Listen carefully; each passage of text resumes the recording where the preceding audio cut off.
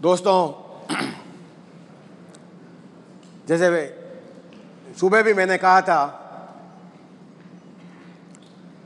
आज यूडाइस इस स्थिति में पहुंच गया है कि उसको नेशनल लेवल पे ही नहीं, इंटरनेशनल लेवल पे भी मान्यता मिली है। लोगों ने इसको जाना है और रिकॉग्नाइज भी किया है। आपने इतने वर्षों में जो प्रयास किया, उसी के फलस्वरूप आज unified district information system for education has acquired the status of official statistics. ये कोई छोटी बड़ी उपलब्धि नहीं है। 2012-13 के बाद ministry of human resources development, they have taken the decision that henceforth from the year 2012-13 all parallel collection of information system will discontinued and DICE will become the only source of information so far as the school education statistics in our country is concerned. Since then, UDICE has become the official statistics. आप लोगों की उपलब्धि को देखते हुए ही ये और decision लिया गया, एक और महत्वपूर्ण, कि अगर ऑल इंडिया एजुकेशन सर्वे अगर होता है भविष्य में, तो वो उन बिंदुओं के ऊपर ही जानकारी हासिल करेगा जो यूडाइस में नहीं है। ऐसी जानकारियां जैसे number of habitations having got access to primary and upper primary schooling facilities, इस तरह की जानकारियां जो यूडाइस में नहीं है, और भविष्य में अगर ऑल इंडिया स्कूल एजुकेशन सर्वे एनसीईआरटी द्वारा किया जाता है तो इन बिंदुओं के ऊपर जो जानकारी यूडाइस में ऑलरेडी है वो नए सिरे से ये जानकारी हासिल नहीं की जाएगी। ये कम महत्वपूर्ण उपलब्धियां नहीं है, लेकिन अब दोस्तों हमारे ऊपर और ज्यादा जिम्मेवारी आ गई है। इतना प्रयास करने के बाद आपको पता है, हमने 94-95 में district information system for education initiate किया था। जब डिस्ट्रिक्ट प्राइमरी एजुकेशन प्रोग्राम, जो वर्ल्ड बैंक द्वारा फंडेड प्रोग्राम था, जब शुरू किया गया तो भारत सरकार में यह सोच बनी कि उस समय मैनेजमेंट इंफॉर्मेशन सिस्टम सही नहीं है, ठीक नहीं है, to take care the planning, monitoring and implementation need of district primary education programme. उस समय यह डिसाइड किया गया, क्यों नहीं हम एक computerised educational management information system तैयार करें जिसका unit of data collection is school and unit of dissemination is district.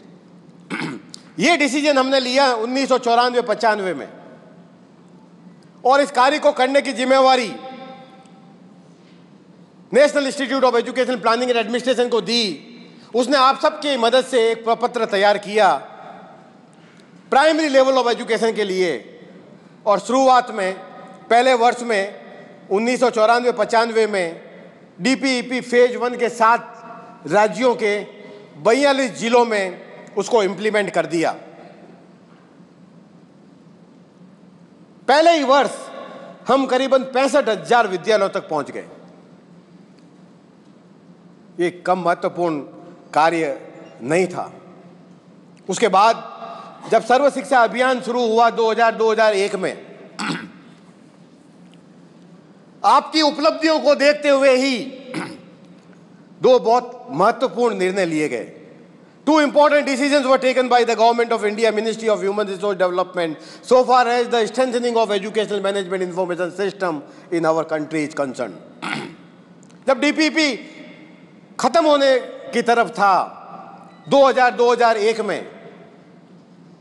तब तक हम 18 राज्यों में और 272 जिलों में पहुंच गए थे।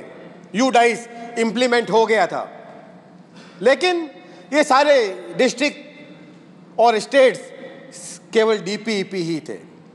नॉन डीपीईपी डिस्ट्रिक्ट और स्टेट्स हम कवर नहीं किए थे।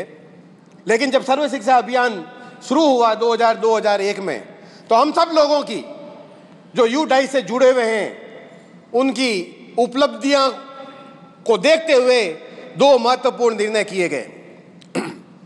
एक निर्णय तो ये किया गया, क्यों नहीं डाइस को प्राइमरी से एलिमेंट्री लेवल तक आगे बढ़ा दिया जाए। और दूसरा महत्वपूर्ण निर्णय गवर्नमेंट ऑफ इंडिया ने लिया कि अब डाइस को डीपीईपी स्टेट्स और डिस्ट्रिक्ट ही नहीं, पूरे भारत में इंप्लीमेंट कर दिया जाए। ये डिसीजन लिया हमने 2001 में, लेकिन दोस्तों इसको अचीव करने में हमें 5 वर्ष लग गए।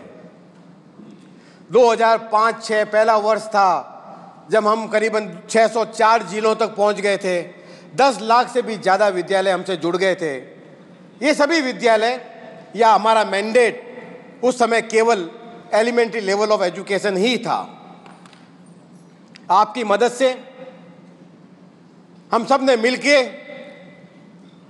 डिस्ट्रिक्ट लेवल पे और स्टेट लेवल पे और 5000 से भी ज़्यादा ब्लॉक स्तर पर, खंड स्तर पर MIS यूनिट एस्टेब्लिश कर लिया और वहाँ पर U-DICE का सॉफ्टवेयर इंस्टॉल किया गया है। और अब हमारा U-DICE का software error free, menu driven, user friendly, with scope of no और लिमिटेड मैनिपुलेशन, करीब करीब कोई उसमें मैनिपुलेशन की कोई गुंजाइश नहीं है। इन सब उपलब्धियों को देखते हुए और दूसरी तरफ जो डेटा गैप था, जैसे सुबह भी मैंने कहा, आप लोगों ने इतनी मेहनत करके 8 वर्षों से कम करके राष्ट्रीय स्तर पर केवल 1 वर्ष कर दिया और आपके स्तर पर, जिला स्तर पर, राज्य स्तर पर ये data time lag in availability of educational statistics has come down to only few months.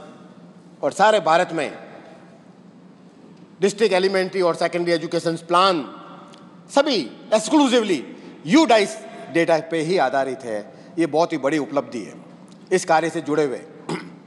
दोस्तों, आज तो केवल यहाँ पर 102 जिलों से और इन 4 राज्यों से आए हुए केवल 125 अधिकारी हैं, लेकिन आप जैसे बहुत सारे अधिकारी जो आज यहाँ नहीं हैं, 680 जिलों में हमारे 15,22,347 विद्यालयों में हमारे प्रपत्र को भरकर देने वाले रेस्पोंडेंट्स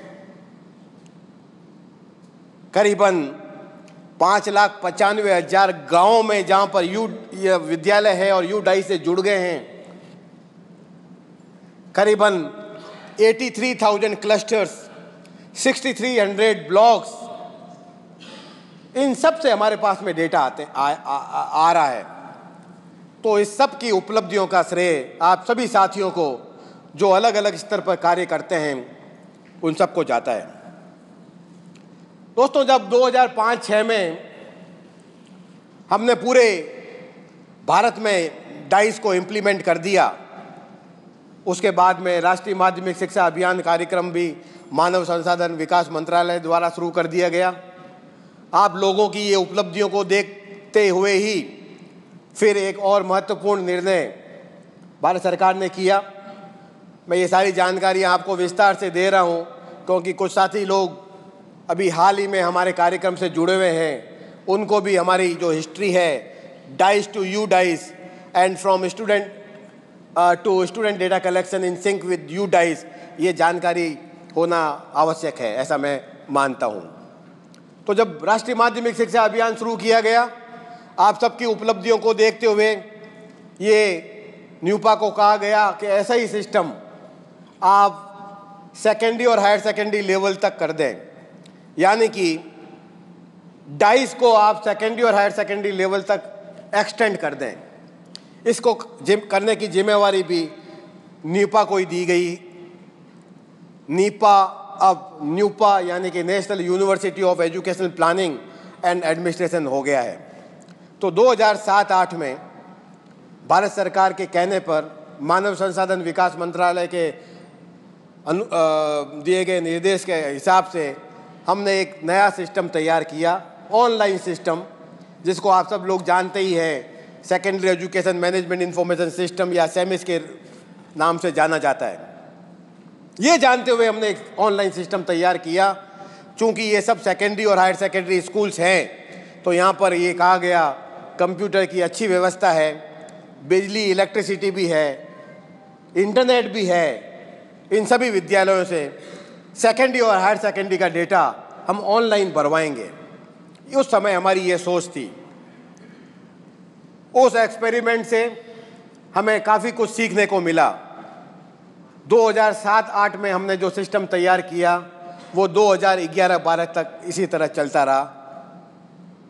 2010-11 में भी हमने सेमिस को ही ऑफलाइन डाइस का सॉफ्टवेयर दे दिया, लेकिन हमारा अनुभव बहुत ज़्यादा अच्छा नहीं रहा।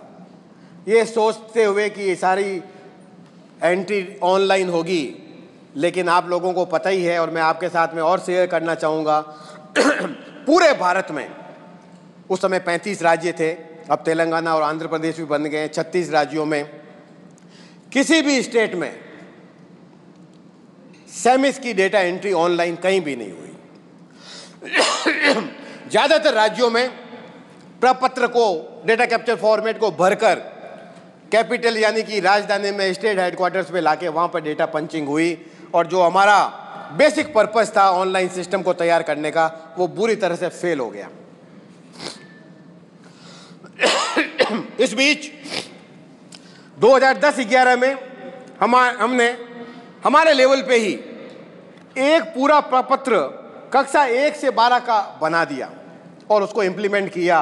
सबसे पहले हमने पौंडीचेरी में, और 2011-12 में हमने उसको सफलतापूर्वक, बहुत ही सफलतापूर्वक इम्प्लीमेंट किया वेस्ट बंगाल में और पौंडीचेरी में।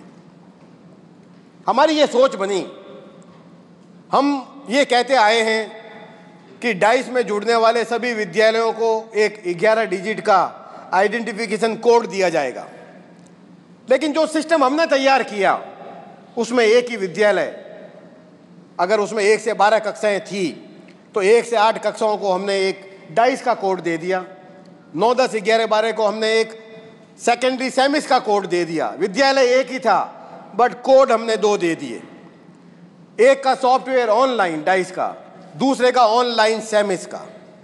एक का प्रपत्र या डेटा कैप्चर फॉर्मेट अलग से एलिमेंट्री का, दूसरा का प्रपत्र सेकेंडरी और हायर सेकेंडरी का अलग से।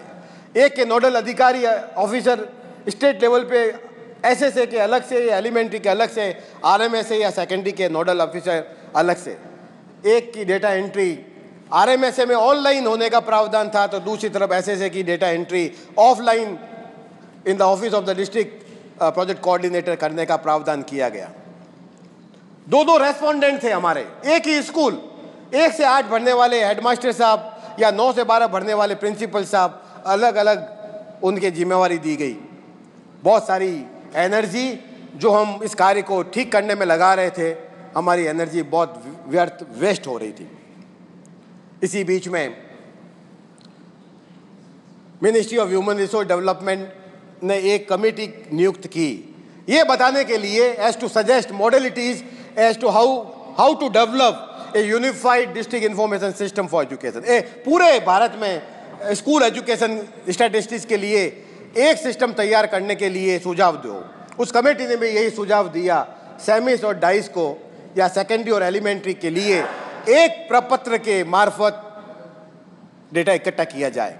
तब से यानी कि 2012-13 से 30 सितंबर 2012 हमारा पहला वर्ष था, तब से डाइस को unified district information system for education के नाम से जाना जाता है, या प्रचलित रूप से अब लोग इसको यू डाइस के रूप में ज़्यादा जानते हैं। दोस्तों, जैसे मैंने सुबह भी कहा, हमारी डेटा की क्वालिटी, गुणवत्ता काफ़ी ठीक हो गई है, but improving the quality of our data is a very slow process. बहुत धीरे धीरे सुधार होता है डेटा की क्वालिटी में। पिछले 5 वर्षों का डेटा अगर आप देखें अपने जिले का या राज्य का, आप उसमें इतना अंतर देखेंगे, पॉजिटिव इम्प्रूवमेंट देखेंगे कि अब हमारा डेटा काफ़ी कुछ सुधर गया है, इम्प्रूव हो गया है। हमारी डेटा की कवरेज, क्वालिटी, शेयरिंग, डिसेमिनेशन और यूटिलाइजेशन काफ़ी बेहतर हो गया है। और पूरे इंडिया में सभी 680 जिलों में जो district elementary as well as secondary education plans are exclusively based on your data only. बहुत ही बड़ी उपलब्धि है ये। लेकिन दोस्तों, अभी भी हमारे डेटा में काफ़ी कमियां हैं। हम पूरा प्रयास कर रहे हैं कि डेटा की गुणवत्ता को और ठीक करें। हमें पता है हमारे डेटा में क्या क्या कमियां हैं, and we are working towards further improving the quality of our data. वो हम सब आपकी मदद से ही कर सकते हैं। कोई शॉर्टकट मेथड नहीं है, लेकिन ये बहुत ही स्लो प्रोसेस है, कंटिन्यूइंग प्रोसेस है, निरंतर चलने वाला प्रोसेस है। रातों रात डेटा की क्वालिटी इंप्रूव नहीं हो सकती है। धीरे धीरे ही we can improve the quality of our data, and we have improved a lot, but still there are a lot of areas of concern so far as further improving the quality and consistency of our data. आज अभी इस session में हम कुछ बिंदुओं के ऊपर बात करते हैं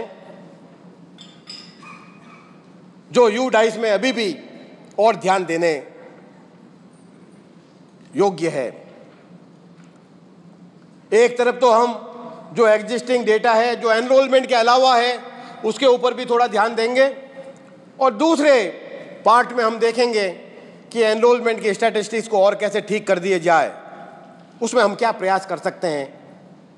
और हमारी आज की कार्यशाला का जो विषय है वो भी उसी की तरफ इशारा कर रही है कि एनरोलमेंट अभी भी हमारा सही नहीं है।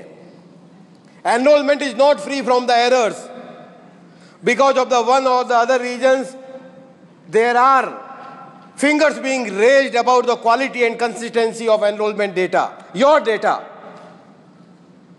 उसको और ठीक करने की जरूरत है। अभी भी एनरोलमेंट का डेटा सही नहीं है, ओवर रिपोर्टिंग ऑफ एनरोलमेंट है, ड्यूल एनरोलमेंट भी कहीं कहीं है, हर जगह ऐसा नहीं है भैया, ऐसा नहीं कह रहे हम।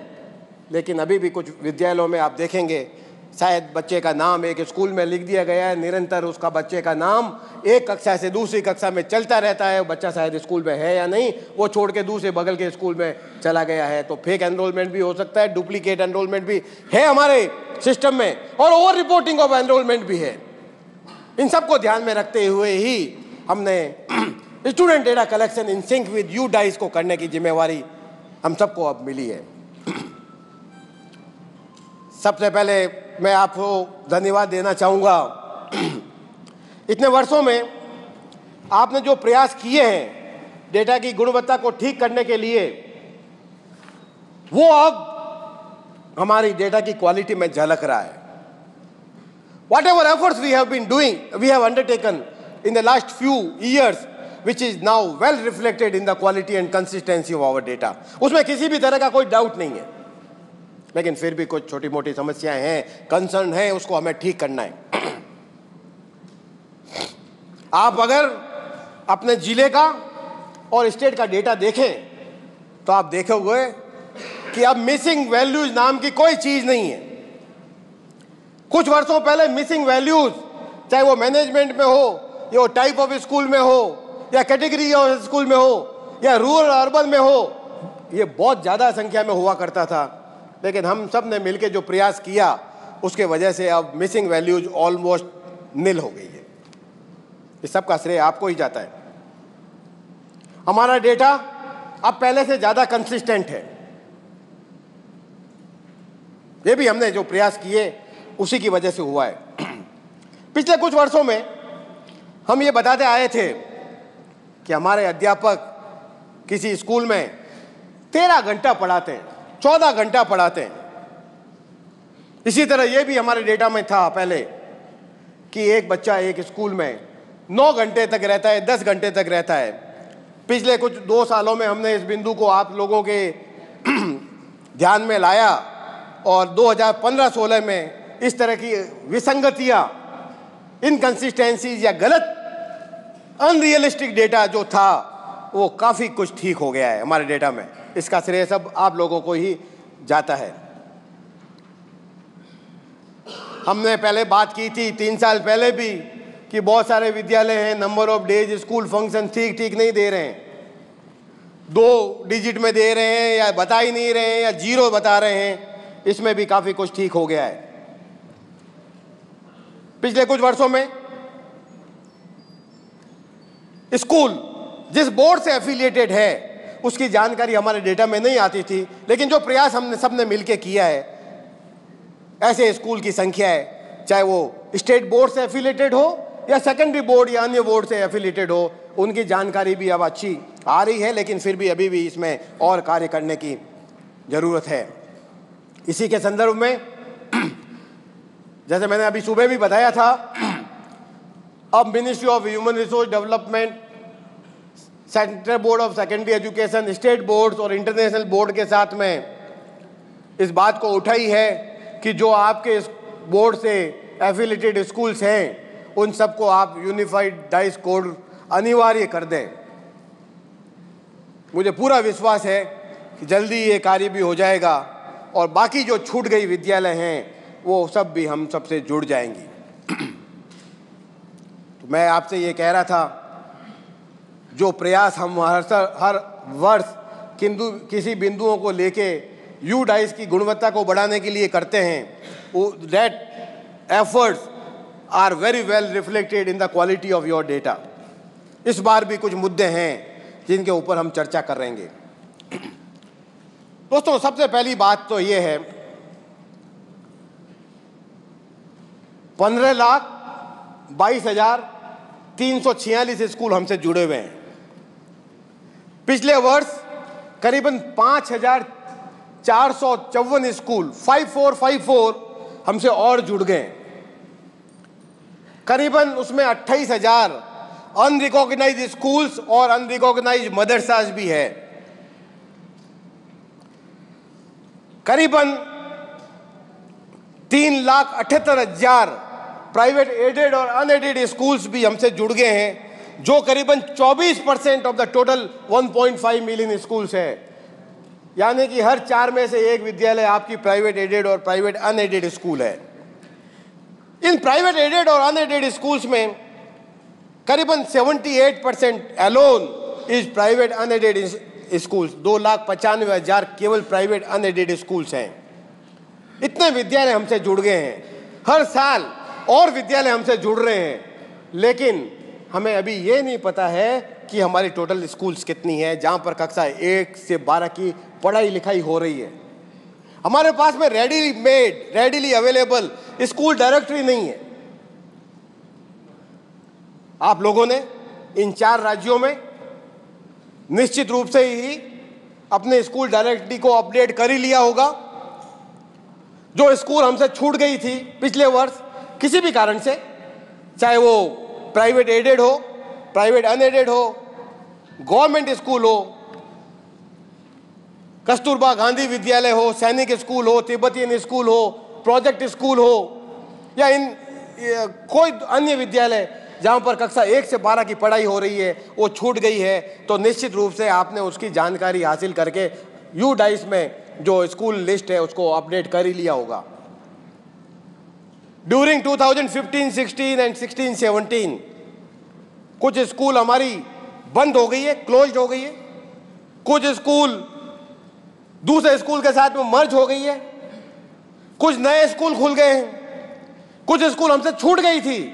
इन सभी विद्यालयों की जानकारी हासिल करके आपने अपने स्कूल की लिस्ट को बिल्कुल दुरुस्त अपडेट कर ही लिया होगा, ऐसा मुझे पूरा विश्वास है। आपने जैसे अभी बताया, स्टूडेंट डेटा कलेक्शन प्रपत्र के साथ में यू डाइस का प्रपत्र भी आप भेजने वाले हैं, तो मेरा ये निश्चित रूप से मानना है कि आप अपने स्कूल की डायरेक्टरी को अपडेट करके उसके बाद में प्रपत्र को छाप के स्कूल में भेजें। फिर भी कुछ स्कूल अगर छूट जाती है तो हम खाली फॉर्म हमारे पास में हमारे CRC BRC रख सकते हैं। कभी भी ऐसा पता चले तो उस खाली फॉर्म को देके हम स्कूल में फॉर्म भरवा सकते हैं।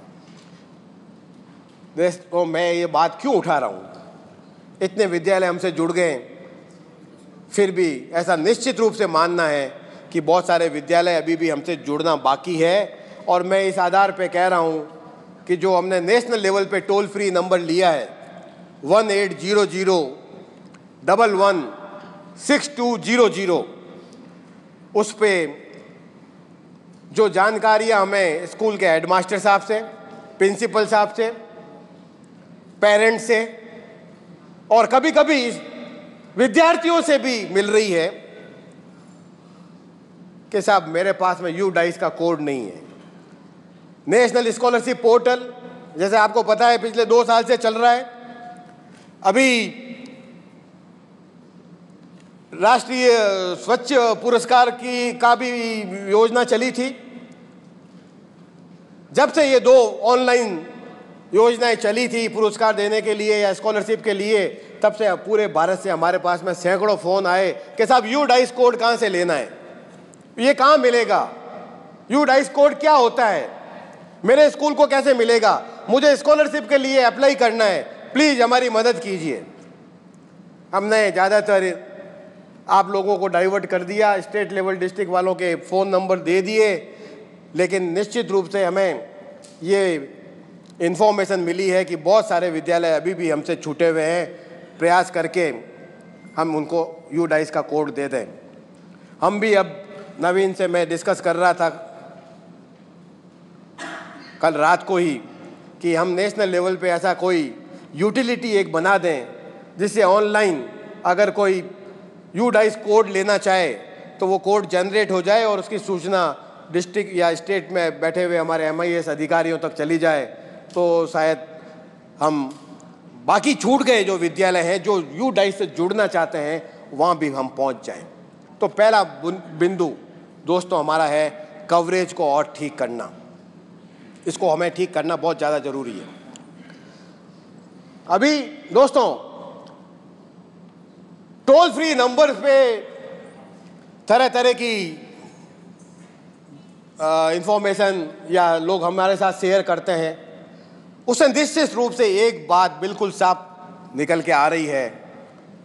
हेडमास्टर साहब या स्कूल के प्रिंसिपल ये कह रहे हैं हमने 2 साल पहले स्कूल का नाम ठीक कर दिया था, स्कूल की लोकेशन बता दी थी कि वो रूरल में नहीं अर्बन में है, मैनेजमेंट भी ठीक कर दिया था या अन्य बिंदुओं को हमने ठीक कर दिया था, लेकिन स्कूल रिपोर्ट कार्ड में अभी भी ये बताया जा रहा है गलत इन्फॉर्मेशन 2 साल पहले जो हमने ठीक करके लाल स्याही से गोला करके हमारे हेडमास्टर साहब ने दिया था, वो डेटा एंट्री करते वक्त ठीक नहीं हुई है, बहुत सी जगह ठीक नहीं है। इसको निश्चित रूप से 2016-17 में हमें देखना है अच्छी तरह से।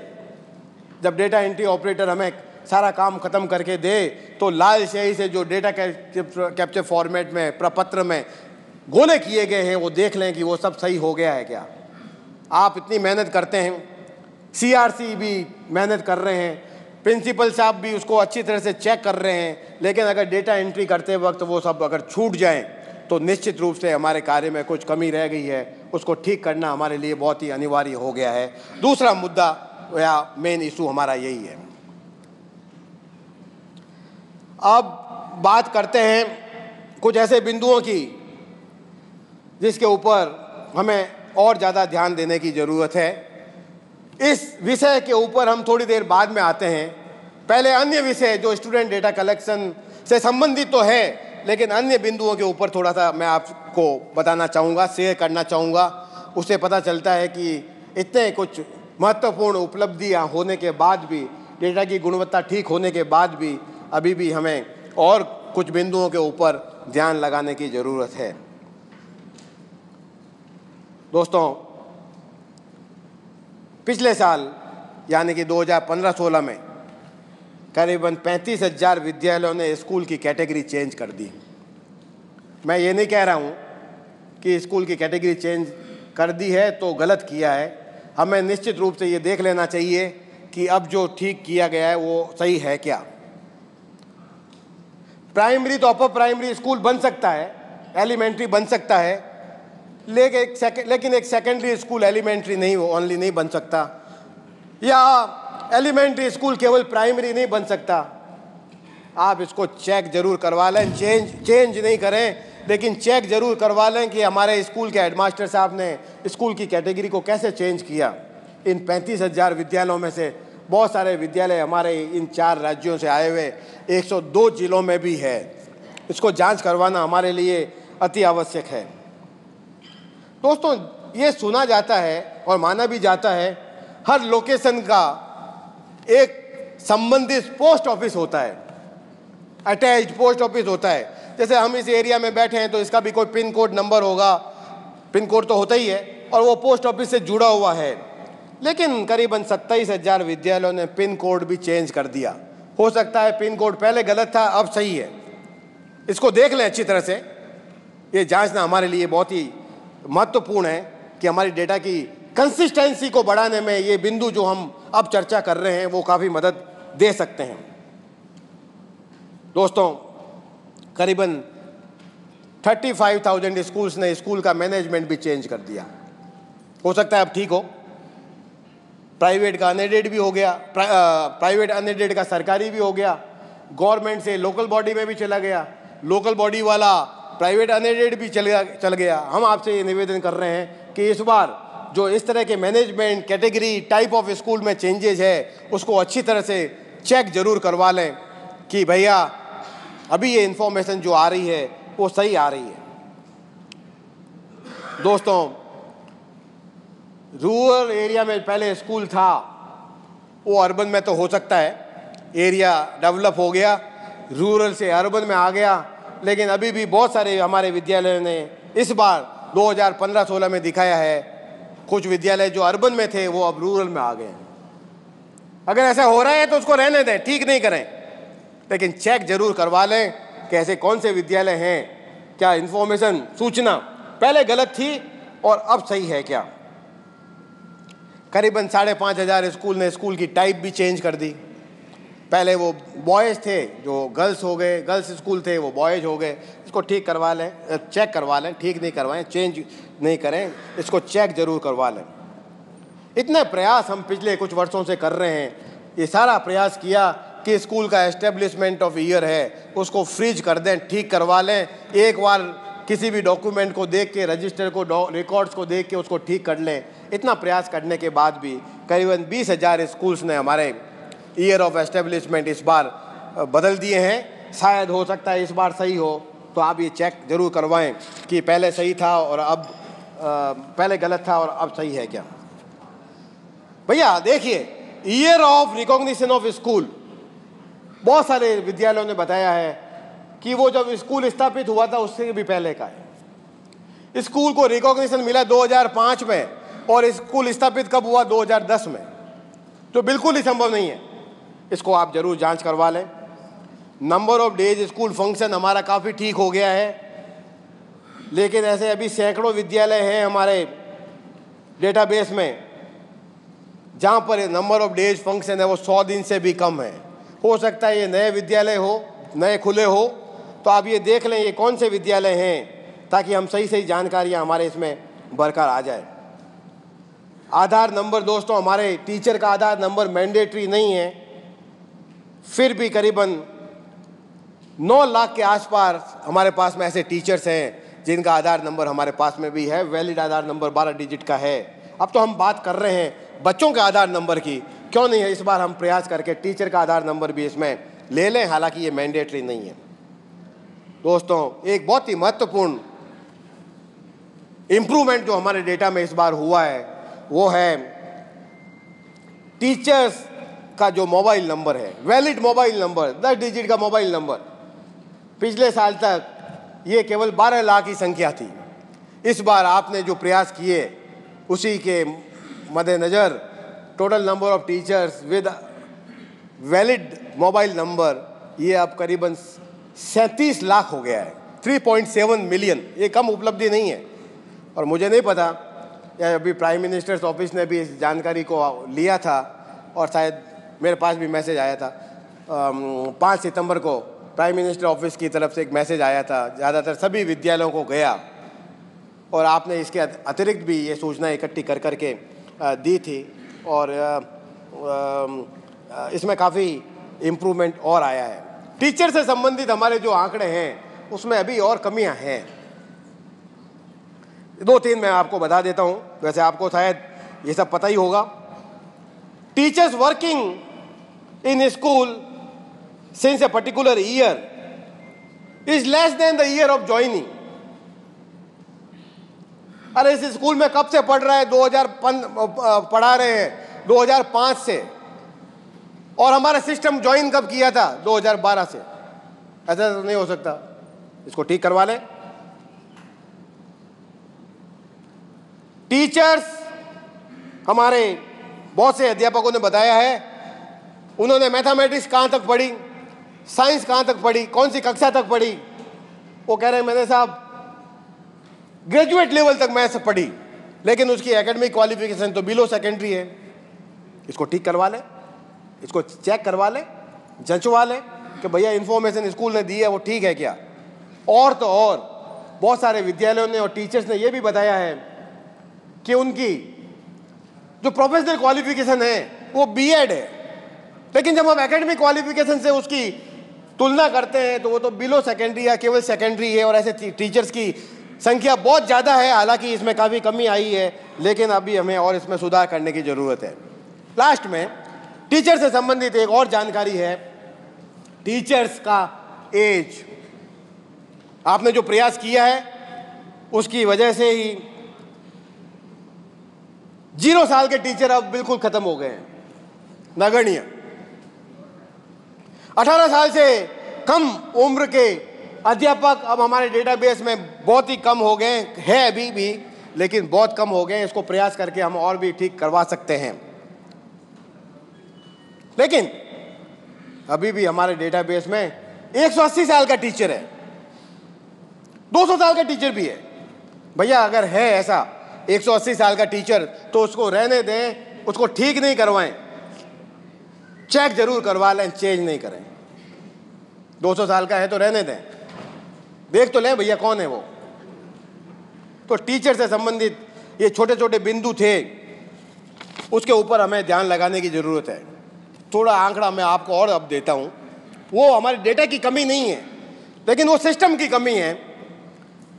पिछले साल यानी कि 30 सितंबर 2015 को हमने ये बताया कि करीबन 19,000 स्कूल के अंदर टीचर नहीं है। उसमें से बहुत सारे स्कूल्स शायद आपके जिलों में भी होंगे, आपके राज्य में भी होंगे। इसको जांच करवा लें, ऐसे कौन से स्कूल है जहां पर टीचर ही नहीं है। करीबन 16,000 स्कूल ने बताया कि नो एनरोलमेंट, एक भी बच्चा नहीं है। वहां टीचर भी है पर बच्चा एक भी नहीं है। उसको जरूर चेक जरूर करवा लें भैया, स्कूल विदाउट एनरोलमेंट वाला कौन से स्कूल है, क्या कारण है। हम इसको ठीक करवाने का नहीं कह रहे हैं, चेक करवाने के कह रहे हैं। और वो स्थिति अगर कोई एनरोलमेंट टीचर क्लासरूम नहीं है तो उसको वो ही रखें, लेकिन हमें इसको चेक करवा लेना चाहिए। 17,000 स्कूल ने बताया कि उनके स्कूल में कोई भी क्लासरूम नहीं है। और अभी कुछ दिन पहले पार्लियामेंट में एक रिपोर्ट रखी गई यूडाइस आधारित, उसमें यह कहा गया था कि पूरे भारत में करीबन 1 लाख सिंगल टीचर स्कूल है। ये कैसी शिक्षा व्यवस्था है भारत में। और पूरे दिन टीवी चैनल्स पे और फिर अगले दिन अखबारों में और खूब चर्चा हुई कि भारत में इन राज्यों में, मध्य प्रदेश में शायद 18,000 और बाकी राज्यों में भी 17,000 और इतने टीचर्स हैं, सिंगल टीचर वाले स्कूल है। वो सारा आंकड़ा 2014-15 का था। हमारे पास तो 2015-16 भी आंकड़े हैं। पूरे भारत में इन 15 लाख स्कूलों में से करीबन 7% स्कूल के अंदर यानी कि 1,11,247 स्कूल में अभी भी सिंगल टीचर है। आपको ये देख लेना चाहिए प्लान बनाते वक्त, क्या ये सरकारी स्कूल है या एडेड स्कूल है। इसको अगर आप ठीक करवा सकें तो निश्चित रूप से आप इसको करवा पाएंगे। और भी बहुत सारी जानकारी या डेटा जो आप देते हैं उसके आधारित मेरे पास में हैं, बट मैं अब उस विषय में नहीं जाऊँगा। और अब हम थोड़ी सी चर्चा करते हैं student data collection in sync with unified dice district information system for education की। दोस्तों, जैसे मैंने पहले भी कहा, डेटा की गुणवत्ता ठीक हो गई है, इतनी ज़्यादा घबराने की ज़रूरत नहीं है। हमारा डेटा गुणवत्ता वाला हो गया है। लेकिन जैसे अभी मैंने कुछ बिंदुओं पे प्रकाश डाला, उसी तरह एनरोलमेंट का आंकड़ा भी अभी हमारा सही नहीं है। बहुत सारी ऐसे विद्यालय हैं हमारे डेटाबेस में, करीबन 10,000 से भी ज़्यादा, उन्होंने ये बताया है कि उनके ग्रेड 1 एनरोलमेंट 0 है उन स्कूल्स में, ग्रेड 2 का एनरोलमेंट है उस स्कूल में, ग्रेड 3 का भी है, 4 का भी है, बट और lowest grade in that particular, in those particular schools is grade 1। तो हमें ये जांच करवा लेना चाहिए कि भैया ऐसी कौन सी स्कूल है जहाँ ग्रेड 1 का एनरोलमेंट नहीं है, बाकी ग्रेड्स में एनरोलमेंट है, and the lowest grade in that particular school is grade 1। इसको अच्छी तरह से जांच करवा लें। हमारे डेटाबेस में ऐसे बहुत से स्कूल हैं, बॉयज़ स्कूल्स हैं जहाँ गर्ल्स एनरोलमेंट है, और जहाँ गर्ल्स एनरोलमेंट है वहाँ बॉयज़ एनरोलमेंट भी है, इसको भी जांच करवा लें। हमारा डेटाबेस में ऐसे बहुत सारे स्कूल हैं जो स्कूल तो है सेकेंडरी ओनली, 9 और 10 कक्षा हैं, या 11-12 हायर सेकेंडरी स्कूल है, लेकिन उसमें जो आपने डेटा हमें भर के दिया है उसमें 1 से 8 का एनरोलमेंट भी है। सेकेंडरी और हायर सेकेंडरी स्कूल में एलिमेंट्री का एनरोलमेंट हमारी बहुत सारे स्कूल्स ने भर के दिया है। ऐसे स्कूल की संख्या भी बहुत ज़्यादा है, इसको हमें ठीक करवा लेना चाहिए। फिर मुख्य समस्या हमारे डेटा में है एनरोलमेंट की कंसिस्टेंसी की। Grade 3 enrolment this year is more than enrollment in the previous year in the previous grade. Grade 3 में एनरोलमेंट है 300 बच्चे, ग्रेड 2 में पिछले वर्ष है केवल 280 बच्चे। तो ये 20 एडिशनल बच्चे हमारे सिस्टम में कहाँ से आए एक पर्टिकुलर स्कूल में, इसकी जानकारी हासिल होना हमारे लिए बहुत ही ज़्यादा आवश्यक है। अगर हम अच्छी तरह से डेटा का विश्लेषण करें तो आप देखेंगे, लेट अस सपोज एक ग्रेड के अंदर एक क्लास में 25 बच्चे थे, उसमें से हमने 15 बच्चों को अपग्रेड कर दिया, प्रमोट कर दिया, 10 बच्चों को रिपीट कर दिया, 15 और 10 25, 10 बच्चों को ड्रॉप आउट कर दिया 35, जबकि बच्चे केवल 25 ही थे। तो 25 बच्चों में से हमने उनकी संख्या से ज़्यादा बच्चों को प्रमोट कर दिया, रिपीट दिखा दिया, या ड्रॉप आउट हो गए वो बच्चे। डेफिनेटली इस तरह के आंकड़े अगर हमारे डेटाबेस में हैं तो ये बहुत ही बड़ा प्रश्न चिन्ह हमारी एनरोलमेंट की स्टैटिस्टिक्स के ऊपर, नामांकन की स्टैटिस्टिक्स के ऊपर लगाते हैं। और इसी की वजह से drop out rate, promotion rate, repetition rate, average annual drop out rate, transition rate, retention rate, इन सब का कोई मायना नहीं रखता। अभी भी इतना प्रयास करने के बाद भी, because of the inconsistencies in the enrolment, अभी भी एनरोलमेंट ड्रॉप आउट रेट बहुत सारे राज्यों में माइनस में आ रहा है। डिस्ट्रिक्ट लेवल पे करेंगे तो और ज़्यादा संख्या हो जाएगी, ब्लॉक पे करेंगे तो और बढ़ जाएगा, बॉयज़ और गर्ल्स का करेंगे तो और ज़्यादा बढ़ जाएगा। आप अगर ये सब करके देखना चाहें तो udice.in के ऊपर एक रिपोर्टर मॉड्यूल है, वहाँ पर जाके आप district wise, block wise, boys, girls, this management, that management, ये सब आप कैलकुलेट करके देख सकते हैं। और internal efficiency of education system के जो इंडिकेटर्स हैं, आप सब खुद उसकी गणना कर सकते हैं। ये विसंगतियां एनरोलमेंट में हैं, उसी की वजह से ही, इस छोटी छोटी गलतियों की वजह से हमारी डेटा की गुणवत्ता के ऊपर, विशेष रूप से एनरोलमेंट स्टैटिस्टिक्स के बारे में बहुत बड़े बड़े प्रश्न चिन्ह लगते हैं। हालांकि ये प्रश्न चिन्ह थोड़े कम हो गए हैं, लेकिन अभी भी है, और हमारी डेटा के ऊपर एक बहुत ही बुरा इमेज बनती है कि डेटा कंसिस्टेंट नहीं है। इसी को ध्यान में रखते हुए, और हमने ये भी देखा पिछले कुछ वर्षों में हमारा एनरोलमेंट विशेष रूप से गवर्नमेंट और एडेड स्कूल में निरंतर कम होता आ रहा है। 137 मिलियन था, उसके बाद में 134 मिलियन हो गया, फिर 132 मिलियन हो गया, 2014-15 में 130 मिलियन था, जो घट के अभी 129 मिलियन हो गया है। ये बच्चे कहाँ गए किसी को नहीं पता। आमतौर से हम ये कहते हैं कि ये सारे बच्चे प्राइवेट में चले गए साहब, किसी को नहीं पता ये प्राइवेट में गए या नहीं गए। हमारी डेटा में ये एक तरफ तो एनरोलमेंट कम हो रहा है, लेकिन हमें ये जानना आसान नहीं है कि ये बच्चे सब कहाँ गए। हमारी सारे प्रयास करने के बाद भी, जैसे मैंने सुबह भी कहा, हमारे स्कूल्स जो एनरोलमेंट देते हैं, नामांकन, उसमें ओवर रिपोर्टिंग ऑफ एनरोलमेंट भी है। किसी भी कारण से, बिकॉज ऑफ द वन और the other reason, enrolment statistics is not free from the errors, उसमें मानने में हमें कोई भी शंका नहीं है, कोई भी शर्म नहीं है। हमें पता है हमारे एनरोलमेंट के डेटा में और भी कमियां हैं। दूसरी तरफ हमें यह भी पता है कि कुछ स्कूलों में, हर जगह नहीं, कुछ जगह पे फेक एनरोलमेंट भी है, आपको भी पता है। और तीसरी तरफ हम ये भी मानते हैं कि डुप्लीकेट एनरोलमेंट भी है। एक बच्चा जो 5 साल पहले एक विद्यालय में आया था, वो किसी कारणवश दूसरे विद्यालय में चला गया और इस विद्यालय में एक क्लास से दूसरे क्लास में, एक ईयर से दूसरे क्लास में उसका नाम निरंतर आगे बढ़ता रहा और किसी को नहीं पता वो इस सिस्टम में है, वास्तव में है या नहीं है। इस तरह के आंकड़े अगर हमारे एनरोलमेंट स्टैटिस्टिक्स के हैं तो डेफिनेटली जो प्लान हम सर्व शिक्षा अभियान के अंतर्गत या राष्ट्रीय माध्यमिक शिक्षा अभियान के अंतर्गत बनाते हैं और पूरे भारतवर्ष में एक साल प्रतिवर्ष करीबन 30,000 करोड़ रुपए खर्च करते हैं, उसके ऊपर भी निश्चित रूप से फर्क तो पड़ता ही होगा, जबकि नामांकन ही हमारा सही नहीं है। उसको ठीक करवाने के लिए हमारे पास में और कोई वाया मीडिया नहीं है कि हम ये जान लें कि सरकारी स्कूल में एनरोलमेंट कम क्यों हो रहा है या कोई बच्चा डुप्लीकेट तो नहीं है। इसीलिए अब मानव संसाधन विकास मंत्रालय ने प्राइम मिनिस्टर्स ऑफिस के सुझाव देने पर यह डिसाइड किया है कि पूरे भारत में हम लोग स्टूडेंट वाइज डेटा इकट्ठा करें। एक प्रपत्र पहले 2011-12 में बना था, वो केवल 1 से 8 कक्षाओं के लिए था। उसी प्रपत्र को बेस बनाकर हमने एक स्टूडेंट डेटा कैप्चर फॉर्मेट, जिसमें अब 35 बिंदु हैं, बना लिया है और आप लोगों के साथ में चर्चा कर भी ली है पहले और अब आज और करेंगे। इसमें कुछ महत्वपूर्ण सुझाव हम आपको देना चाहेंगे।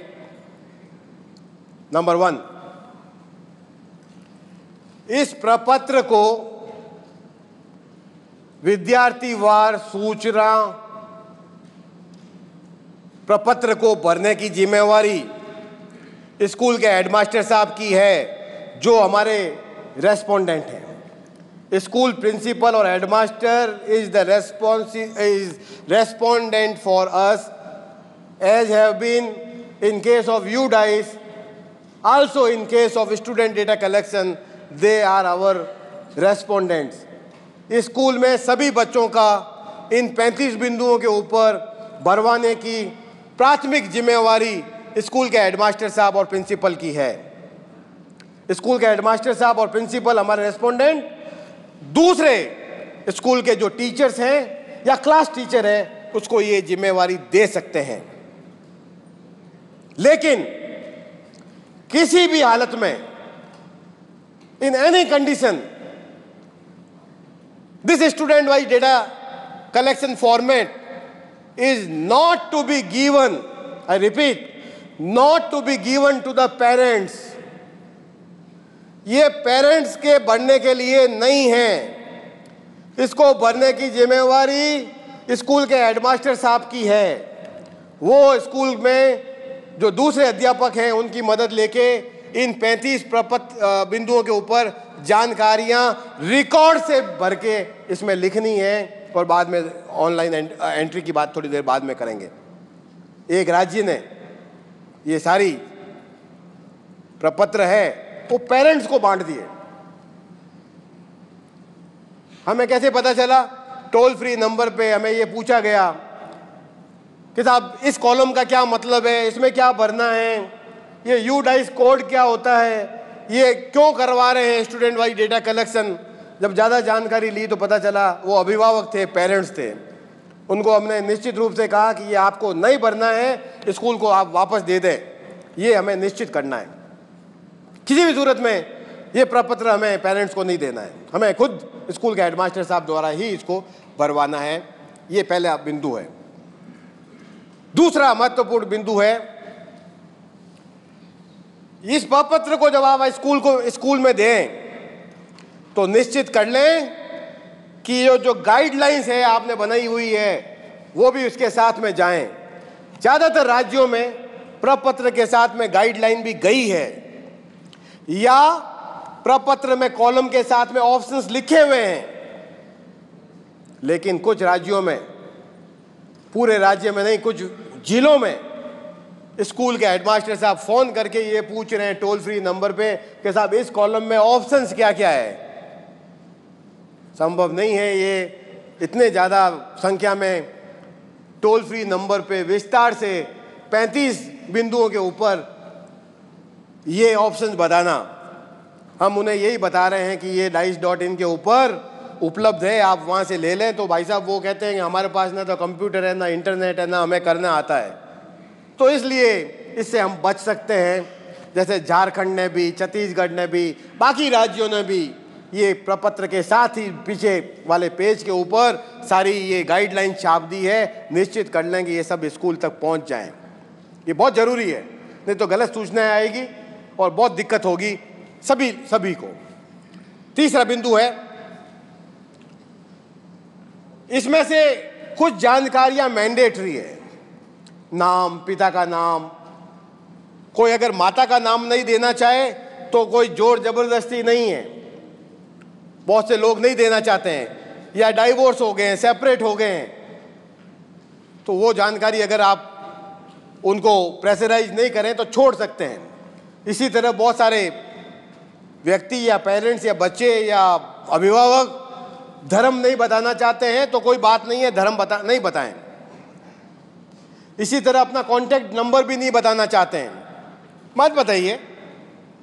ये हमें कन्विंस करना है कि ये बच्चे की भलाई के लिए ही है। अगर कोई स्कॉलरशिप उसके खाते में जानी है या आपको स्कूल से कोई सूचना दी जानी है बच्चे के संबंधित, तो अगर हमारे पास में कॉन्टैक्ट डिटेल होगा तो हम आपको दे देंगे। कन्विंस करें, बट उसको प्रेशराइज नहीं करें कि ये इन्फॉर्मेशन तो आपको देनी ही है, हम ऐसा नहीं करेंगे। अगर खुशी खुशी दे दे तो हम उसको ले लेंगे। इसी तरह बैंक अकाउंट भी है, हमने इसमें लिखा है बच्चे का बैंक अकाउंट। बहुत से राज्यों में, जैसे बिहार में भी, जो यूनिफॉर्म का पैसा है 400 रुपये दिया जाता है वहाँ प्राथमिक बच्चों को, और बड़े बच्चों को 700 रुपये 2 यूनिफॉर्म के लिए दिए जाते हैं। अभी की व्यवस्था के हिसाब से ये यूनिफॉर्म का पैसा बच्चे की या अभिभावक यानी कि पेरेंट्स के अकाउंट में जाता है। तो टोल फ्री नंबर पे ये पूछा जा रहा है, क्या हम उस अभिभावक का बैंक अकाउंट हमारे पास में ऑलरेडी है, उसको लिख दें क्या? अगर ऐसा है तो हम भी लिख सकते हैं। और बच्चे का अलग से खाता है, उस खाते को भी हम इसमें लिख सकते हैं। कल ही एक फ़ोन हमारे पास में आया, हमने भी इसमें कभी सोचा नहीं था कि साहब बच्चे का बैंक अकाउंट तो नहीं है, लेकिन पोस्ट ऑफिस है, पोस्ट ऑफिस का भर दें क्या? क्या सर इसका IFC कोड क्या होगा? ये तो हमारे दिमाग में कभी नहीं आया था यार। पोस्ट ऑफिस में भी है, रूरल एरिया में तो पोस्ट ऑफिस में ही खाते होते हैं, तो हमें भी ये ध्यान रखना है कि पोस्ट ऑफिस में भी अगर बैंक अकाउंट नंबर है तो उसमें ले लें हम। बहुत सारे लोग पूरे भारत से एक ही प्रश्न बार बार पूछ रहे हैं कि साहब ये माइनॉरिटी नहीं, वो कौन सा है जो रिलीजियस माइनॉरिटी नहीं और जिसका है नहीं होमलेस नहीं है, डिसएडवांटेज ग्रुप कौन से हैं? अभी सुबह ही मेरे पास में 2-3 फोन आ गए। दोस्तों ये हमें क्लियर करना है सभी को, भरने वाले हमारे रेस्पोंडेंट्स को। हर राज्य में RTE के अंतर्गत डिसएडवांटेज ग्रुप को चिन्हित आइडेंटिफाई किया गया है, जो SC भी हो सकता है, ST भी हो सकता है, अदर बैकवर्ड क्लास भी हो सकता है, विडो भी हो सकती है, वार विडो भी हो सकता है, कोई सैनिक शहीद हो गया है वो भी हो सकता है, लेकिन हर राज्य में ये अलग अलग है। इसकी जानकारी हमारी वेबसाइट dice.in के ऊपर एक लिंक दिया गया है, उस लिंक को जब प्रेस करेंगे तो वो उस साइट पे दे देगा और उस RTE के जो कायदे कानून नियम आपके राज्य के हैं उसमें जाके देख लें कि डिसएडवांटेज ग्रुप कौन सा है, क्योंकि ये इस तरह के प्रश्न आपसे भी बहुत ज़्यादा पूछा जाएंगे। ये कुछ बिंदु है जिसके ऊपर मैंने अपने टोल फ्री एक्सपीरियंस के बेसिस के ऊपर आपसे चर्चा की। नवीन पूरे विस्तार से आपको बताएंगे कि एक एक बिंदु में क्या भरा जाना है और हर बिंदु के किस बातों के ऊपर हमें ध्यान लगाना है। दोस्तों, जैसे मैंने सुबह भी कहा था, अब मैं अपना ख़त्म ही कर रहा हूँ ऑलमोस्ट। मैंने पहले भी कहा, हम ये उपेक्षा नहीं कर रहे हैं कि हम इन 4 राज्यों के सभी स्कूल ऑनलाइन कर देंगे। हमारा एक्सपीरियंस ऑनलाइन से बहुत ज़्यादा अच्छा नहीं है। जो पुराना हमने सेमिस में लिया था वो बहुत ज़्यादा अच्छा नहीं है, क्योंकि और दूसरे राज्यों में महाराष्ट्र ने सरल प्रोग्राम के अंतर्गत स्कूल का DCF बढ़ने की जिम्मेवारी स्कूल के हेडमास्टर को दे दी। स्टूडेंट वाइज डेटा को बढ़ने की जिम्मेवारी क्लास टीचर को दे दी, और टीचर के डेटा को ठीक करने की जिम्मेवारी टीचर को दे दी। महाराष्ट्र में जैसा हमारे इन 4 राज्यों के 112 जिलों में स्थिति है, वैसे भी वहाँ है। हर जगह कंप्यूटर नहीं है, इंटरनेट नहीं है, टीचर को करना नहीं आता है, तो वहाँ पर उन राज्यों में साइबर कैफ़े का बिजनेस काफ़ी फल फूल रहा है। हम नहीं चाहते कि भैया हमारे यहाँ भी ऐसा हो। सरल हमारा सिस्टम नहीं है, महाराष्ट्र द्वारा तैयार किया एक ऑनलाइन सिस्टम है जिसमें स्टूडेंट वाइज डेटा इकट्ठा किया जा रहा है, उसके साथ में दूसरे वेरिएबल्स भी है। तो हमारा निश्चित रूप से यह मानना है, we are not looking everyone, all the schools to go online for data entry. इसीलिए इसको ध्यान में रखते हुए, कंप्यूटर अवेलेबिलिटी को ध्यान में रखते हुए, इंटरनेट की व्यवस्था को ध्यान में रखते हुए हमने ये डिसाइड किया है, और बहुत सारे प्रोविजंस हमने आपके लिए तैयार किए हैं जिसकी सारी जानकारी हम आपको देंगे। एक ऑनलाइन एप्लीकेशन है, वहाँ पे आप डेटा एंटर कर सकते हैं। दूसरा एक एक्सेल सीट है, बहुत ही सुविधाजनक ये होगा शायद हम सब के लिए। एक ही सीट, आप हर एक सीट डाउनलोड करके आप किसी भी स्कूल को दे सकते हैं। वो सीट जब आप ऑनलाइन सिस्टम के अंदर डेटा को सिंक करवाएंगे, तो जिस लॉगिन आईडी स्कूल से आप लॉगिन करेंगे, स्कूल की आईडी से, उसी स्कूल में वो डेटा चला जाएगा।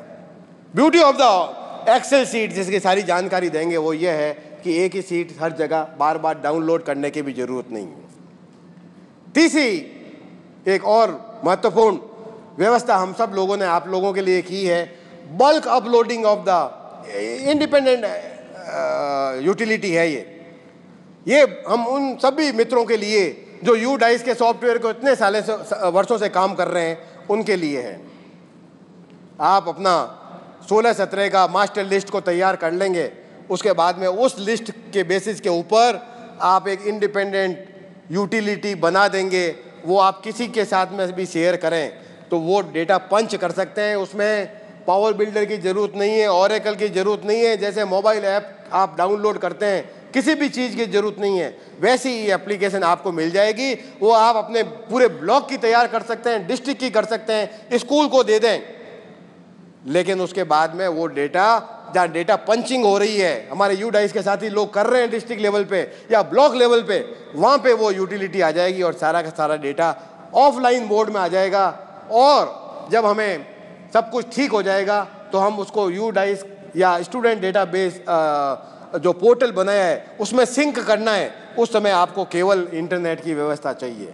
इंटरनेट है तो आप ऑनलाइन जा सकते हैं, नहीं है तो ऑफलाइन जा सकते हैं। कंप्यूटर भी नहीं है तो आप डेटा कैप्चर फॉर्मेट को भरवा के नियरेस्ट जहाँ पर UDICE की डेटा एंट्री होती आई है, जो ज़्यादातर जगहों के ऊपर डिस्ट्रिक्ट्स में ब्लॉक है, वहाँ पर करवा दें। इसके लिए हमें राज्य सरकार से विशेष रूप से आदेश भी जारी करवाने होंगे। इसके लिए हमें कैलेंडर ऑफ एक्टिविटीज़ को भी बना लेना होगा। उस कैलेंडर ऑफ एक्टिविटीज़ को हम आप सब लोगों के साथ में उसको डिस्ट्रिक्ट लेवल पे, ब्लॉक लेवल पे सबके साथ में शेयर करना होगा।